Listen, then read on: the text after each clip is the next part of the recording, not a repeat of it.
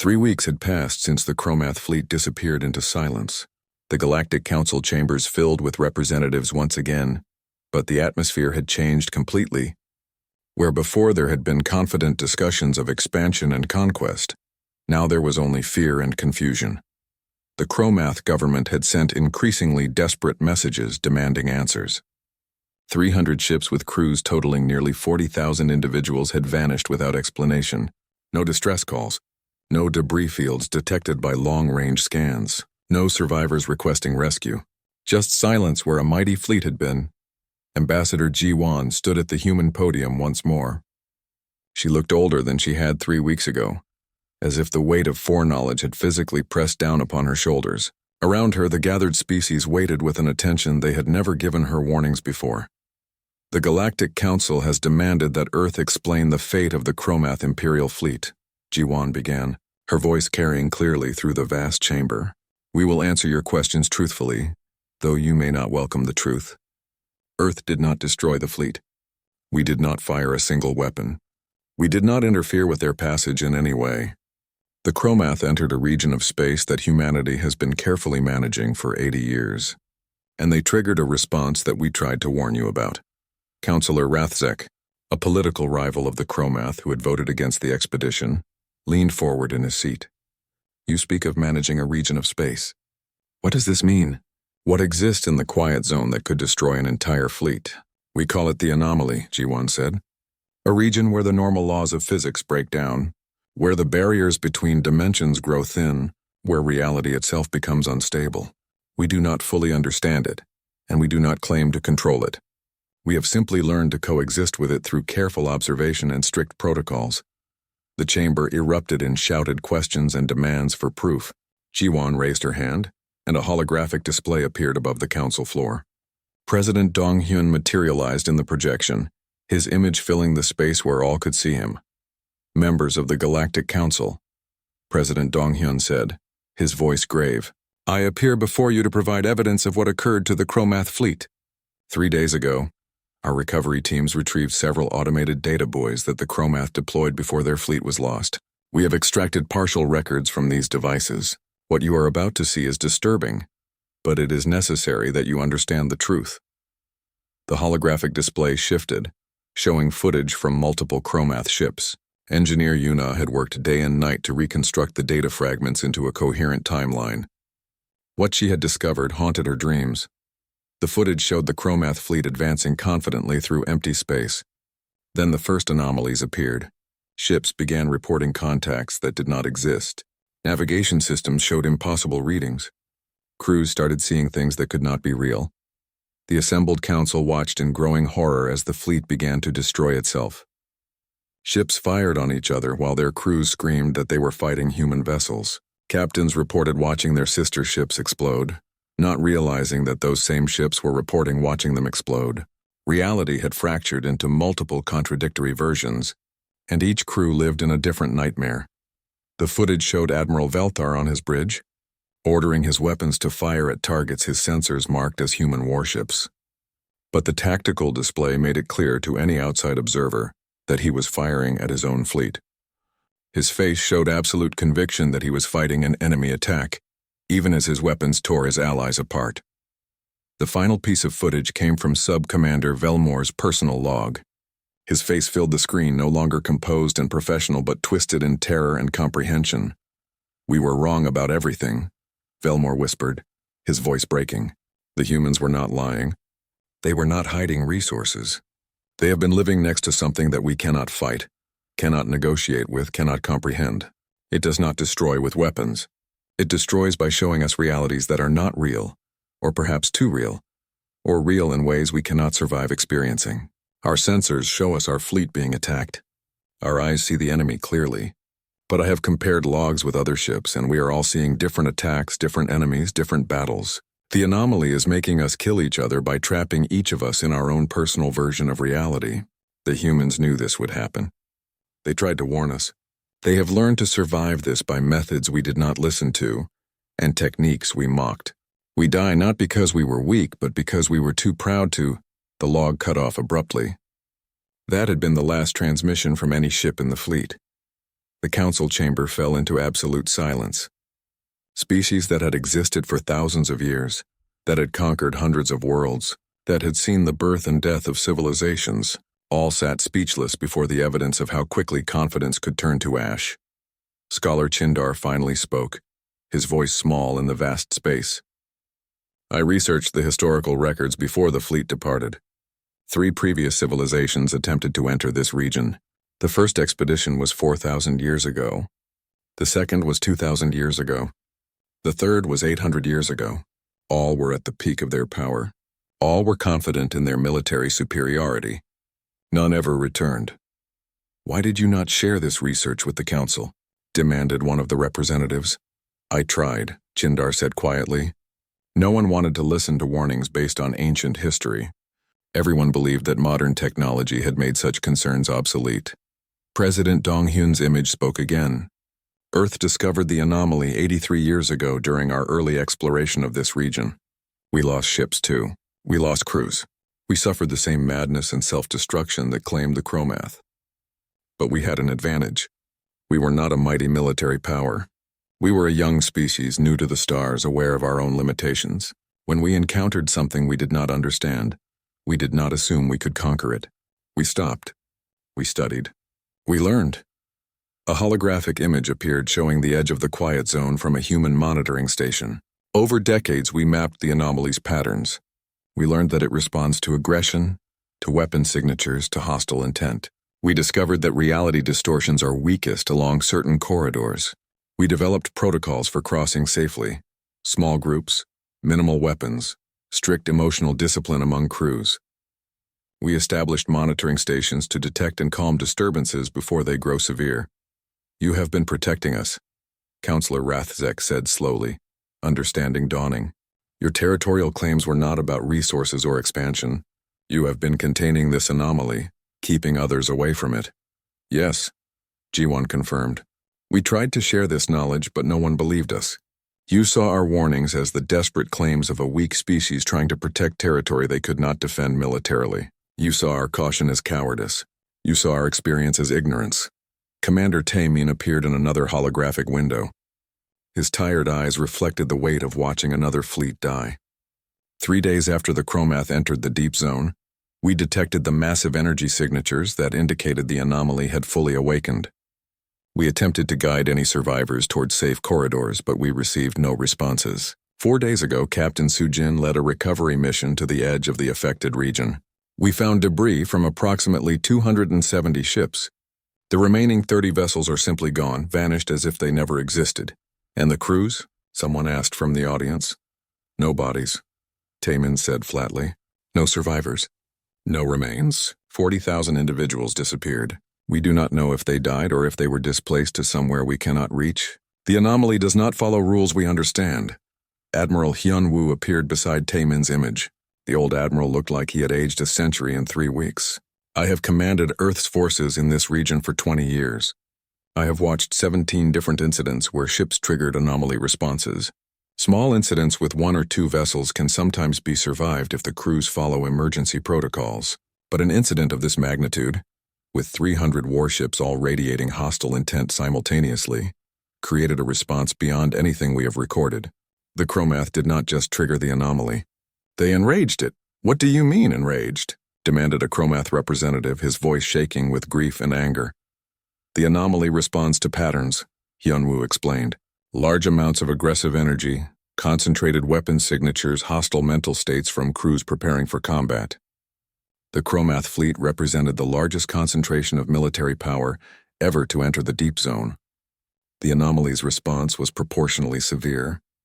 But worse than that, their presence has destabilized the entire region. We are detecting new distortions appearing in areas that were previously stable. The anomaly is spreading. The chamber erupted in panicked discussions. Species that had colonies near the quiet zone demanded to know if they were in danger. Others questioned whether humanity had the right to keep this knowledge secret. Some accused Earth of allowing the disaster to happen. Dr. Haewon was 93 years old now, but she still remembered the day humanity discovered the anomaly as if it had happened yesterday. She sat in the council briefing room alongside Admiral Hyun-woo. preparing to explain to galactic representatives what Earth had learned through decades of blood and terror. The room filled with delegates from 50 species who had volunteered to learn Earth's protocols for surviving near the anomaly. They came seeking knowledge that might protect their own territories, knowledge that their pride had prevented them from accepting before the Chromath disaster. Now they listened with the attention of students who had learned that their teachers possessed wisdom they desperately needed. 83 years ago, Earth achieved stable faster-than-light travel. Haywan began, her voice still strong despite her age. We were excited, optimistic, eager to explore the galaxy and meet other civilizations. We sent out exploration fleets in all directions from our home system. Most found empty space or lifeless rocks. But one fleet, commanded by Captain Byung-ho, discovered something that changed everything we thought we knew about the universe. A holographic display activated, showing archival footage from those early days. A small fleet of 5 human ships appeared, primitive by current standards but revolutionary for their time. The ships advanced through space that looked perfectly normal on all sensor readings. Captain Byung-ho's fleet entered a region approximately 40 light-years from Earth, Haewon continued. Their mission was to survey potential colony worlds. The first indication that something was wrong came when their navigation computers began showing conflicting data. Ships that should have been traveling in formation appeared to be in multiple locations simultaneously. The footage showed the confusion spreading through the fleet. Crews reported seeing phantom ships on their sensors. Communication between vessels became garbled and distorted. Then the hallucinations began. The crew started experiencing shared delusions, Haewon explained. They saw things that could not exist. Impossible geometries, colors that had no names, spaces that were larger on the inside than the outside. Reality itself seemed to be breaking down around them. One of the delegates, a being whose species relied heavily on logic and mathematics, spoke up. How is this possible? Reality cannot simply break down. There must be a rational explanation. There is, Haewon said. But the explanation requires accepting that our understanding of reality is incomplete. The region we now call the Quiet Zone is a place where the barriers between dimensions have worn thin. Our universe is not the only one that exists. There are other dimensions, other realities pressing against ours at every point. Usually the barriers between these realities are strong enough that they never interact. But in certain regions of space, due to causes we still do not fully understand, these barriers become weak.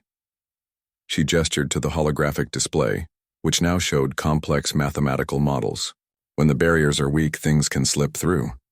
Energy from other dimensions, information, even matter in rare cases. But worse than physical intrusions are the perceptual distortions. When humans exist in a space where multiple realities are bleeding together, our brains receive input that they were never designed to process. We see things that are real in other dimensions but impossible in ours. Our minds try to make sense of contradictory information, and the result is madness. The footage continued, showing Captain Byung-ho's fleet beginning to tear itself apart. Ships opened fire on targets that their sensors marked as hostile aliens. Crews reported being under attack while simultaneously insisting they were the ones attacking. Reality had fractured into multiple versions, and each person experienced a different truth. 4 of the 5 ships were destroyed, Haewon said quietly. 137 people died in the span of 6 hours. Captain Byung-ho's ship was the only one to survive, and that was purely by accident. His weapon systems had malfunctioned during the initial distortions, leaving him unable to fire. His crew, terrified and helpless, shut down all non-essential systems to conserve power while they waited to die. The display showed a single battered ship drifting through space, dark and silent except for minimal life support. And that is when Captain Byung-ho made the discovery that saved humanity, Haewon said. When his ship went dark and quiet, when his crew stopped fighting and accepted their fate, the distortions around them began to fade. The anomaly, whatever it truly was, seemed to respond to their emotional state. Aggression fed it. Fear fed it. Hostile intent and active weapons systems fed it. But calm acceptance starved it. Captain Byung-ho realized this pattern and ordered his crew to maintain absolute emotional discipline. They spent 3 days drifting through the anomaly, meditating, controlling their breathing, keeping their minds as calm as possible. Slowly, carefully, they reactivated their engines at minimal power. They navigated by manual observation rather than computer systems. They moved like people walking through a sleeping predator's den, taking care not to wake it. The footage showed the ship finally emerging from the anomaly zone, damaged but intact. The crew looked like they had aged years in those 3 days. Captain Byung-ho's report led to the greatest research initiative in human history. Haiwan continued. We sent carefully controlled expeditions back into the anomaly region. Small ships, minimal weapons, crews trained in meditation and emotional control. We lost more people during this research. We made mistakes. We learned which behaviors triggered responses and which allowed passage. It took us 15 years to map the first safe corridor through the anomaly. Ambassador Myung-hee appeared in the holographic display, a woman who had died 20 years ago but whose work had established Earth's warning protocols. Ambassador Myung-hee was the one who insisted we warn other species about the anomaly, Haewon explained. She argued that keeping this knowledge secret was immoral, that other civilizations would eventually encounter the anomaly and suffer the same fate we nearly did. But when she brought Earth's findings to the Galactic Council, she was dismissed as a liar trying to claim territory through fear. The delegates shifted uncomfortably, remembering how their own governments had reacted to those early warnings. Over the following decades, we established monitoring stations around the anomaly, Haewon continued. We learned that certain technologies could help stabilize the barriers between dimensions. We discovered that the anomaly was not uniform, but had regions of greater and lesser intensity. We found that small disturbances could be calmed before they grew large enough to become dangerous. Most importantly, we learned that the anomaly responded to patterns of behavior. Large concentrations of military power triggered the strongest responses. Groups of ships radiating hostile intent created feedback loops that amplified the distortions. Admiral Hyun-woo stood to address the gathered delegates. What Dr. Haewon has explained is the scientific understanding we have developed. But there is a practical element that must be emphasized. The protocols we use to safely traverse the anomaly require psychological discipline that most species do not naturally possess. Human culture, by accident or fortune, had developed practices that happened to be useful for this purpose: meditation, mindfulness, the ability to maintain calm in the face of incomprehensible phenomena. You are saying we must change our fundamental nature to survive near the anomaly? Asked one delegate. No, Hyun-woo said. You must simply accept that some regions of space cannot be conquered through military power. You must learn to move through them with humility rather than aggression. You must train your crews to control their emotional responses. These are skills that can be taught, but they require time and dedication to master. A Chromath representative spoke, his voice heavy with loss. My people sent our finest warriors into the anomaly. They were the strongest, most confident soldiers our empire has ever produced. Are you saying this is why they died? Yes, Hyun-woo said bluntly. The anomaly responds most strongly to military power and aggressive intent. Your fleet was the worst possible group to send into that region. 300 warships bristling with weapons, crews trained for combat, minds focused on conquest and domination. The anomaly did not destroy them. It simply reflected their own aggression back at them in forms they could not recognize. They killed each other while believing they were fighting an enemy attack. The Chromath representative looked like he might collapse. They died because they were too strong? They died because they believed strength was the answer to every challenge, Haewon said gently. Humanity learned this lesson at great cost. We were fortunate that we encountered the anomaly when we were still weak and cautious. A species that had achieved military dominance before discovering the anomaly would likely have suffered total annihilation. Scholar Chindar had been sitting quietly, absorbing everything. Now he spoke with the careful precision of someone who had spent months researching the subject. I found records of 3 previous civilizations that vanished after entering this region. Were they all destroyed by the same phenomenon? We believe so, Haewon confirmed. The anomaly has existed for thousands, perhaps millions of years. Civilizations rise, achieve power, expand outward. 6 months had passed since the Chromath fleet disappeared into the anomaly. The Galactic Council chambers had transformed from a place of proud declarations and territorial disputes into something resembling a classroom. Representatives from 50 species gathered regularly to learn protocols that might save their people from the fate that had claimed 40,000 Chromath souls. Ambassador Ji-won stood at the human podium. But today she was not delivering warnings or explanations. Today she was accepting the formal apology and recognition that Earth had sought for decades.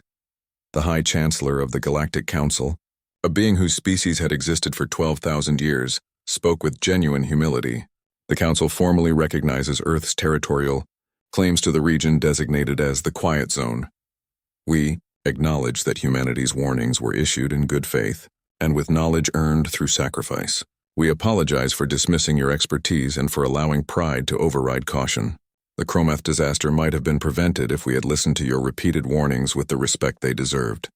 Ji-won accepted the apology with grace, though those who knew her well could see the sadness in her eyes. Recognition had come at the price of 40,000 lives. Earth accepts the Council's apology and looks forward to cooperation rather than conflict. We pledge to share all knowledge we have gained about the anomaly, and to work with any species seeking to protect their people from similar threats. The Chromath Empire, devastated by the loss of their most powerful fleet, had signed a comprehensive non-aggression pact with Earth. Their new ambassador, a scholar rather than a military officer, approached Ji-won after the formal session ended.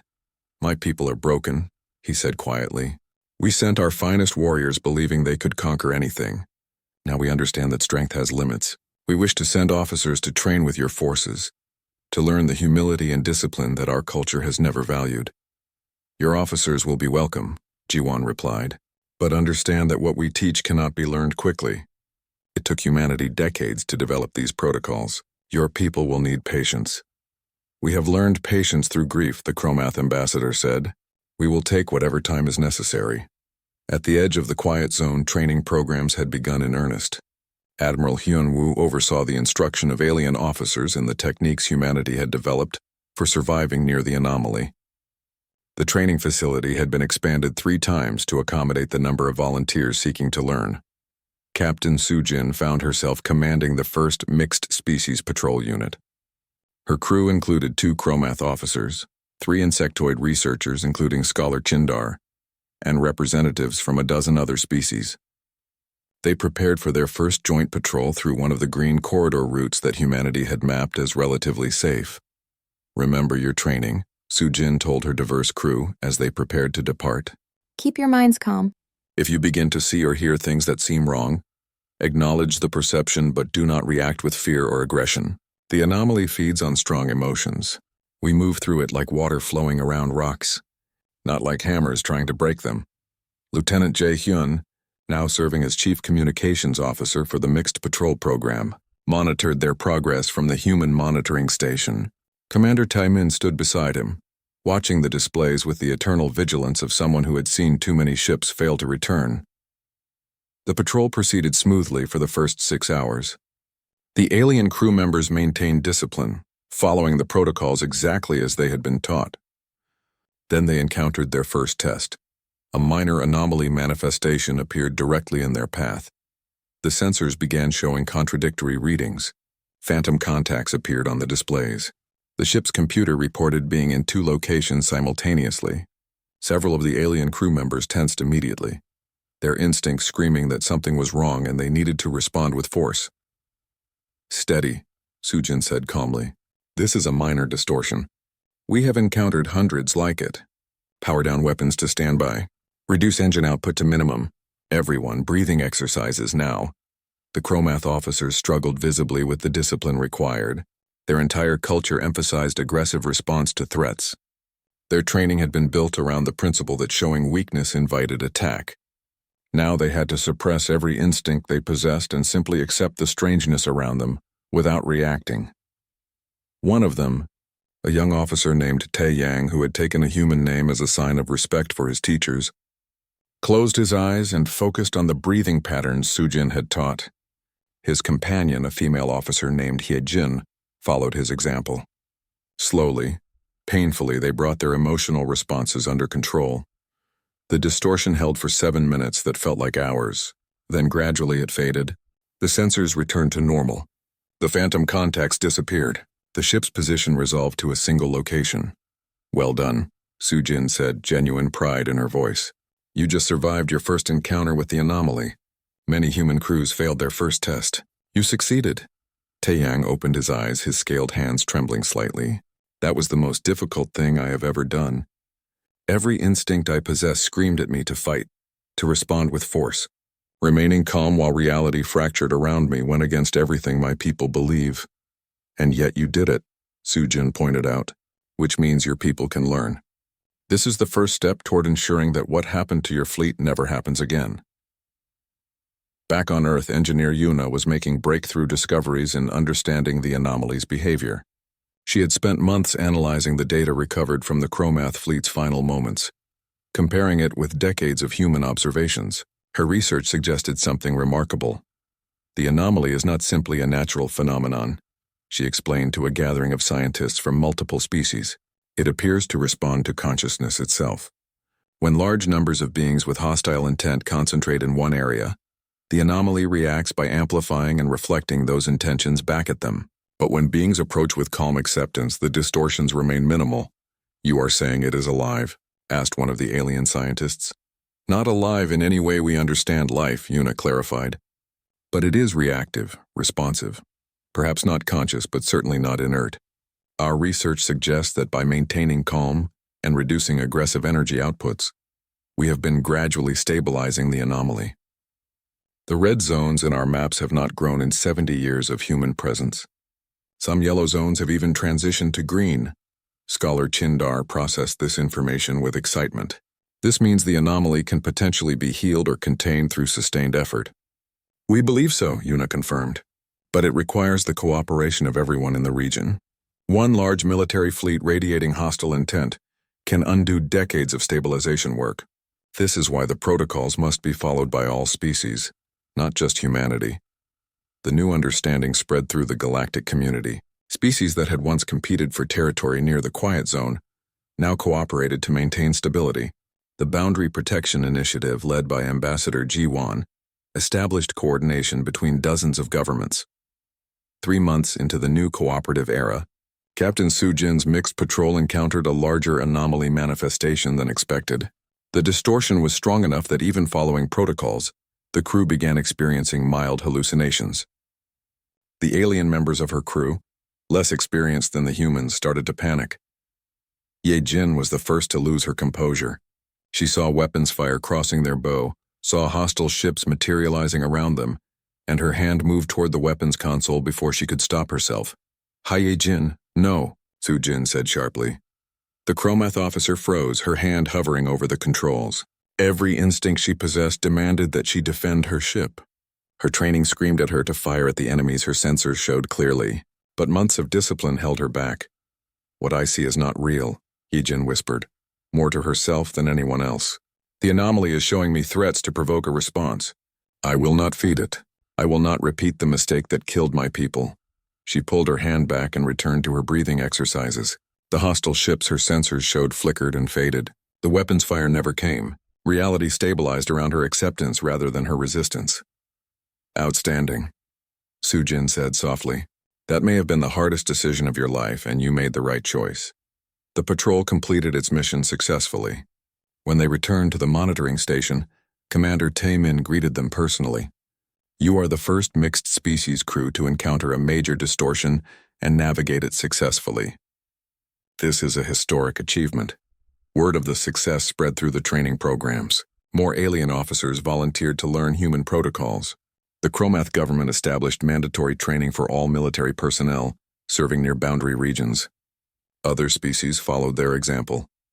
Admiral Hyunwoo, now in his final year before retirement, watched the transformation with quiet satisfaction.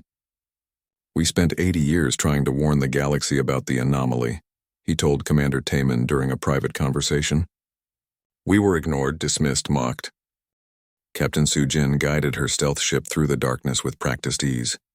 The vessel was small, barely large enough for a crew of 5 and designed to be invisible to most sensor systems. Its hull absorbed electromagnetic radiation like a black hole swallowed light. For 3 days, she had been following the Chromath fleet from a distance of 12,000 kilometers, recording every movement and transmission. The fleet maintained perfect formation as they advanced deeper into the Quiet Zone. Their confidence showed in every aspect of their movement. They did not bother with defensive patterns or cautious scanning protocols.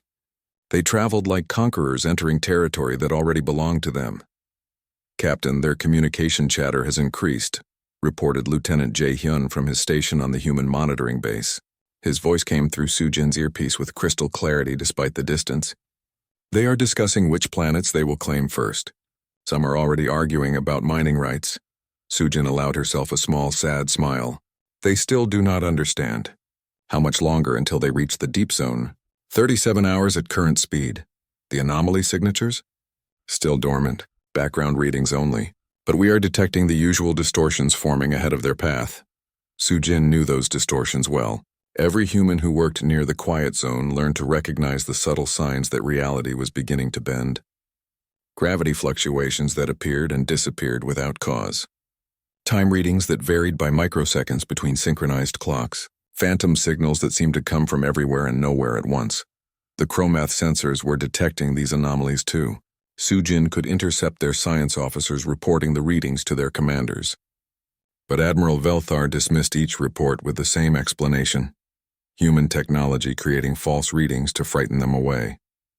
Some kind of sophisticated trick using hidden projectors or gravitational generators. He could not accept that the universe itself might be warning him.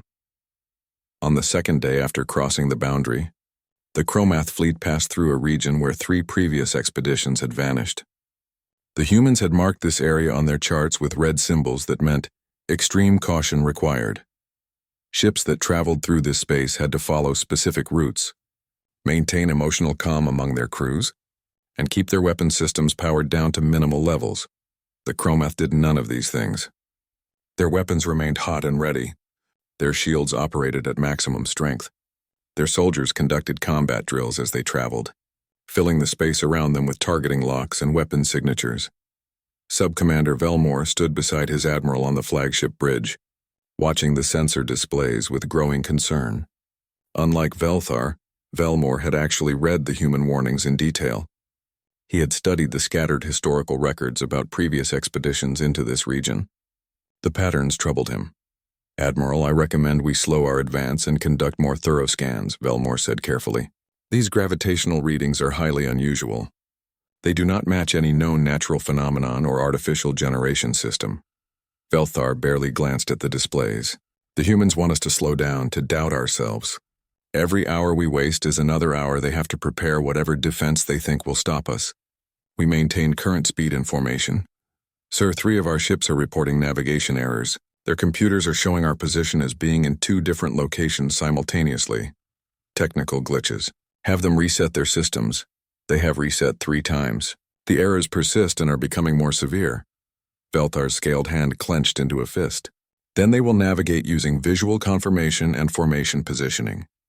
We do not stop for computer problems." Velmore said nothing more, but his concern deepened with every passing hour. Captain Sujin watched all of this from her hidden position. She recorded the growing number of technical anomalies affecting the chromath ships. She noted the increasing frequency of error reports and system malfunctions. She saw the patterns forming that every human near the quiet zone had learned to recognize. The anomaly was waking up. On the 3rd day, the chromath fleet reached what humans called the deep zone. This was the region where the barriers between dimensions grew thin enough that strange things began to happen with increasing frequency. Human ships that needed to cross this area did so in small groups, following carefully mapped corridors where the reality distortions were weakest. They moved slowly and maintained strict mental discipline among their crews. The chromath fleet of 300 ships pushed forward in tight formation, their combined mass and energy output creating a signature that blazed across every sensor spectrum like a small sun. The anomaly responded. At first, the changes were subtle. Ships reported seeing other vessels on their sensors that did not match any known fleet positions. When they tried to confirm these contacts, the targets would disappear or would turn out to be their own sister ships seen from impossible angles. Crews started reporting feelings of unease as if they were being watched by unseen eyes. Then the communications began to distort. Transmissions between ships would arrive before they were sent. Messages would repeat in loops or would contain words that the sender swore they never spoke.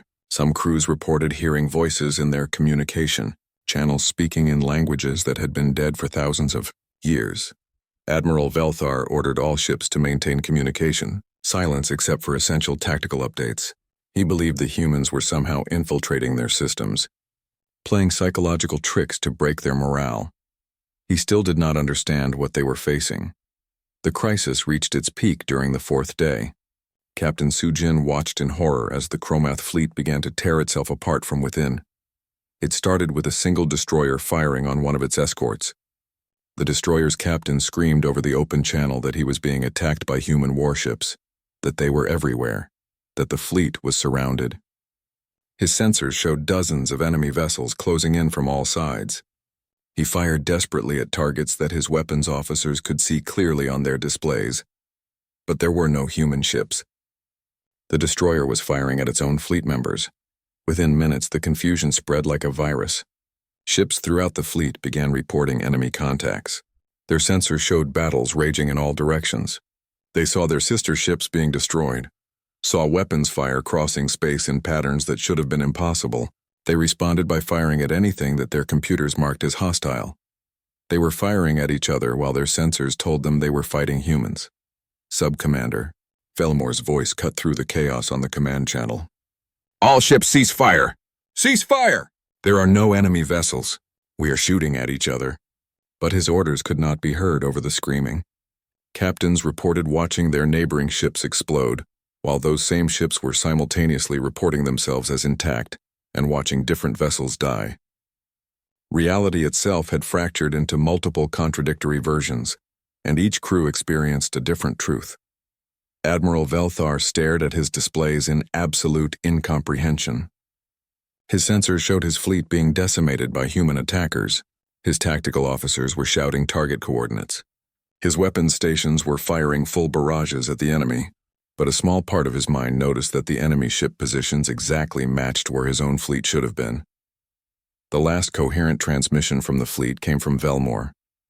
His voice had lost all composure, all military discipline. He was simply screaming in terror. "They are not ships. They are not ships. They are us. We are fighting ourselves. They are showing us. Oh gods, they are showing us." The transmission cut off. On her stealth ship, Captain Sujin closed her eyes and whispered a prayer for the dead and dying. Around her, her crew sat in silence, maintaining the emotional calm that allowed them to exist in this space without triggering the same response. Lieutenant Jae-hyun's voice came through her earpiece, tight with suppressed emotion. "Captain, all contacts have ceased transmitting." "The fleet is gone." "Confirmed," Sujin said quietly. "Maintain observation position. Begin recovery protocols for automated data buoys if any survived." "Yes, Captain." Sujin opened her eyes and looked at the screens showing the debris field where 300 ships had been. The anomaly had fallen quiet again, satisfied or simply indifferent. The space looked empty and peaceful, as if nothing had happened. But somewhere in that darkness, thousands of beings had died, killed by their own hands while their minds were trapped in fractured realities that the anomaly had created around them. The humans had tried to warn them. They had tried to explain, but the Chromath had been too proud to listen, too confident in their military superiority to accept that some things in the universe could not be conquered with weapons. Now they knew the truth that humanity had learned long ago. The Quiet Zone earned its name not because nothing happened there, but because no one who learned its secrets ever lived to tell others about them. No one except the humans, who had paid the price of understanding in blood and sanity. The grand chamber of the Galactic Council stretched for miles beneath artificial stars. Thousands of species gathered in their designated sections, their voices creating a symphony of clicks, hums, and spoken words that the translation devices converted into meaning. Today's session would determine the fate of a border dispute that had lingered for years. Ambassador Ji-won stood at the human podium, her dark eyes scanning the crowd with practiced calm. She wore the simple gray uniform of Earth's diplomatic corps, unadorned except for a single silver pin shaped like their home planet. Around her, representatives from species that had conquered hundreds of worlds draped themselves in jewels and precious metals. The humans looked plain by comparison, and many in the council preferred it that way. "I stand before you for the 5th time to deliver the same warning," Ji-won said, her voice steady and clear. "The space you designate as Sector 447, which you wish to open for colonization, falls within Earth's protected domain. We respectfully ask that you honor our territorial claim and avoid entering what we call the Quiet Zone." A rumbling laugh echoed from the Chromath section. Admiral Velthar rose to his full height. his scaled body gleaming under the chamber lights. His species had evolved on a world of ash and fire, and they brought that same burning ambition to every corner of space they touched. Behind him, 47 flags represented the systems his empire had claimed in just 2 decades. "The human speaks of protection," Velthar said, his voice dripping with amusement. "Protection of empty space. We have scanned this region thoroughly. There are 17 habitable worlds, asteroid belts rich in rare minerals, and no significant military presence except for a handful of human monitoring stations. Earth claims this territory not because they use it, but because they fear others will succeed where they have failed." Murmurs of agreement rippled through the chamber. The Chromath had become powerful voices in the council through their military strength and aggressive expansion. Many smaller species followed their lead, hoping to gain favor or avoid becoming targets themselves. Jiwan did not raise her voice. She never did. "We do not claim this territory out of greed, Admiral. We claim it out of necessity. There are forces within the Quiet Zone that do not respond to military power or diplomatic negotiation. We learned this truth at great cost, and we have spent 80 years learning to coexist with what exists there. We offer this warning not as a threat but as an act of mercy." "Mercy?" Velthar's laugh boomed louder this time. "Humanity achieved faster than light travel barely a century ago. You have colonized 12 systems while my people control 47. What could you possibly know that we do not? What could exist in empty space that the greatest military fleet in the galaxy should fear?" In a private observation booth high above the council floor, Scholar Tindar watched the proceedings with growing unease. His compound eyes could process information faster than most species, and he had spent months researching the history of the Quiet Zone. What he found troubled him deeply. 3 times in recorded history, various civilizations had attempted to enter the space that humans now guarded. The first attempt was 4,000 years ago. The second was 2,000 years ago. The third was 800 years ago. None of the expedition fleets returned. Not a single ship. Not a single transmission after they crossed the boundary. Chindar had tried to present his findings to the council, but no one wanted to hear warnings based on ancient history. The prevailing belief was that modern technology had made such concerns obsolete. Whatever destroyed those ancient fleets surely could not threaten a civilization with quantum shields and antimatter weapons. But Chindar noticed something the others missed. Each of those lost civilizations had been at the peak of their power when they vanished into that region of space. They had been confident, aggressive, and certain of their superiority, just like the Chromath. The council vote proceeded as expected. 247 species voted in favor of allowing the Chromath expedition. 32 voted against. 15 abstained. Earth's single vote of opposition barely registered in the final count. Ambassador Jiwan remained standing at her podium as the chamber erupted in discussions about resource distribution and colony rights. She caught Chindar's eye from across the distance, and the scholar saw something in her expression that chilled his carapace. It was not anger or frustration. It was pity. 3 weeks later, the Chromath Imperial fleet assembled at the edge of the Quiet Zone. 300 warships, each one capable of reducing a planet's surface to molten glass. Admiral Velthar stood on the bridge of his flagship, watching the final preparations with satisfaction. This would be his greatest triumph, the expansion that would make his name legendary among his people. A transmission came through from the human monitoring station at the border. Commander Taman appeared on the screen, a man with gray hair and tired eyes. He looked like he had not slept well in years. "Admiral Velthar, this is your final warning. Do not cross this boundary. We cannot protect you once you enter the Quiet Zone. Turn back while you still can." Velthar sneered at the screen. "Your warnings are noted and dismissed, human. My fleet will pass through your supposed danger zone and establish colonies on the far side within a month. When we succeed, perhaps the Council will reconsider Earth's excessive territorial claims."